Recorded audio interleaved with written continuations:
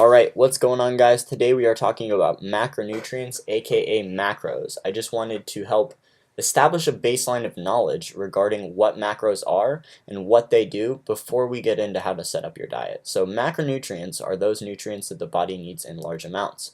These provide the body with energy or calories. Micronutrients, in contrast, are those nutrients that the body needs in smaller amounts. The three primary macronutrients we're going to be looking at are carbohydrates, proteins, and fats. So, to start out, carbohydrates. They are the main macronutrient that is used to fuel our bodies. Although fat stores do supply a large quantity of energy, carbohydrates must be present in order to metabolize fats, especially within the rapid rates needed to metabolize those fats to support the caloric demands of exercise and activity. So there are two main kinds of carbohydrates, but either way, carbohydrates as a molecule contain 4 calories per gram. We've got simple carbohydrates, which include things like table sugar or sucrose, fructose, which is found in fruit, and then lactose, which is found in dairy. We also have complex carbohydrates, which are your starchier sources like grains, potatoes, legumes, etc. So, how many grams of carbohydrates do you need? So, the amount of carbohydrates that one should consume is affected by a variety of factors.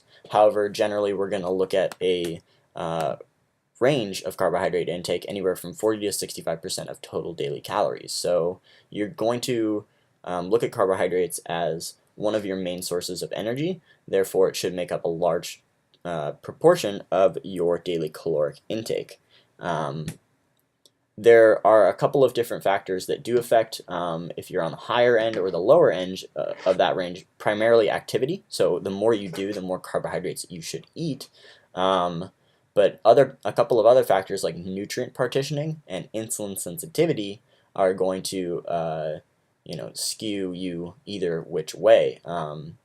Individuals with better body composition, so more muscle and less fat, and more active individuals generally have higher or better insulin sensitivity and better response to carbohydrates and better nutrient partitioning abilities.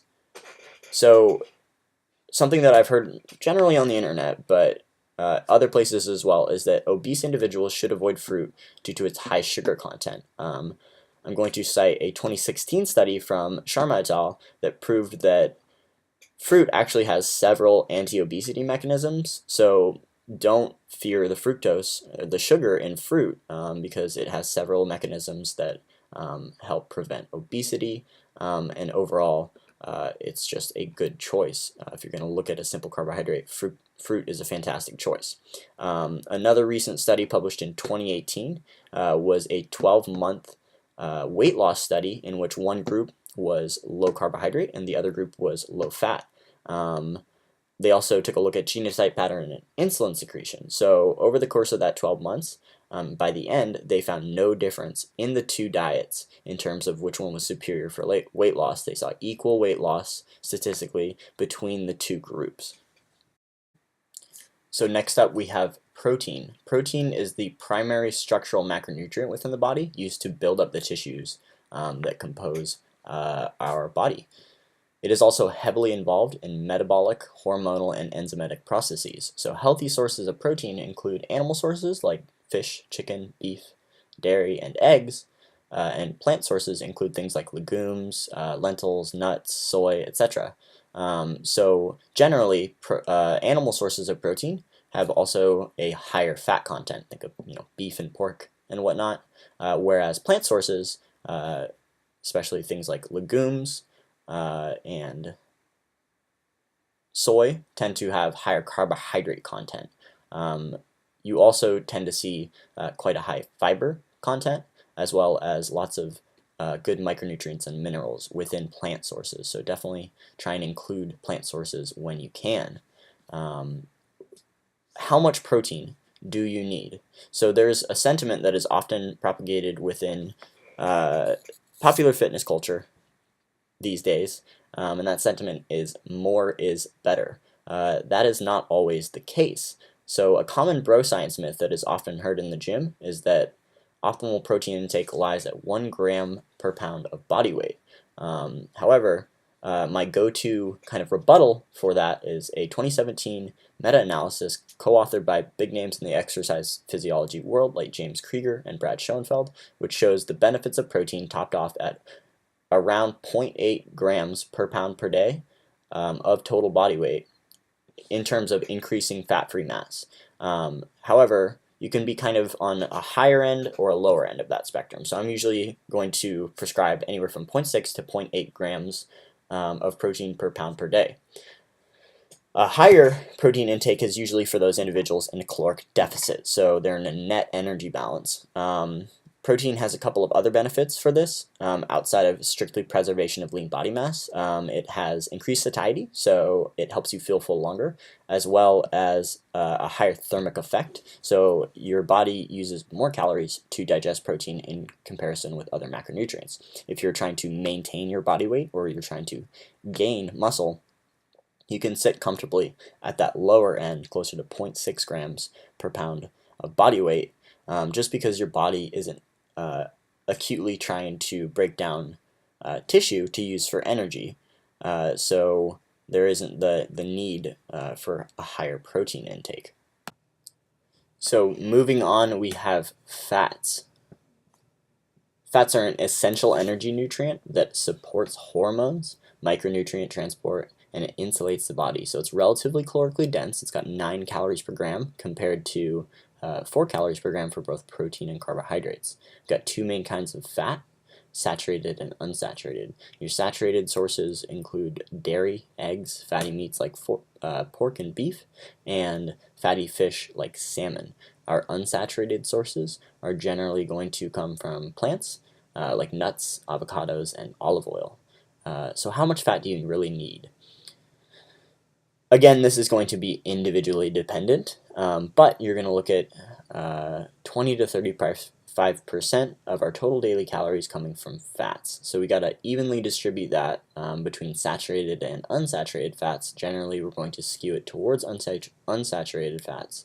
So anywhere from 20 to 25% of your fat intake should be saturated, and the rest should come from unsaturated fats. Got to make sure we give a little bit of love to our omega-3, omega-6 essential fatty acids. We're going to look at around 0.5 to 1 grams per day of omega-3s and 5 to 10 grams per day of omega-6s.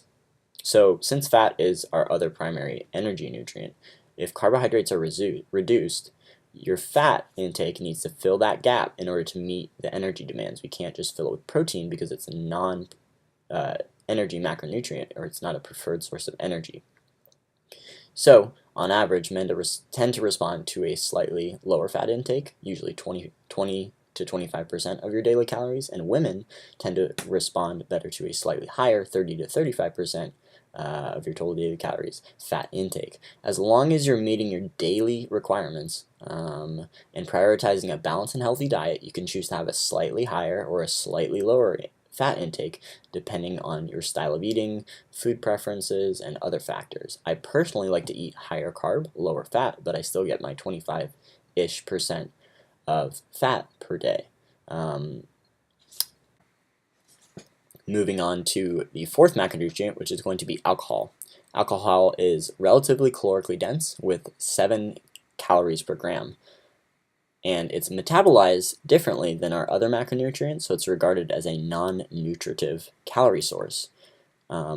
It's got a couple of different effects on our body that are going to be detrimental to our progress in the gym, regardless of our goal. But we'll start with an individual whose goal is to build muscle. So in men, alcohol impairs testosterone production, which corresponds to reduced anabolic signaling, reduced muscle protein synthesis, and reduced muscular recovery.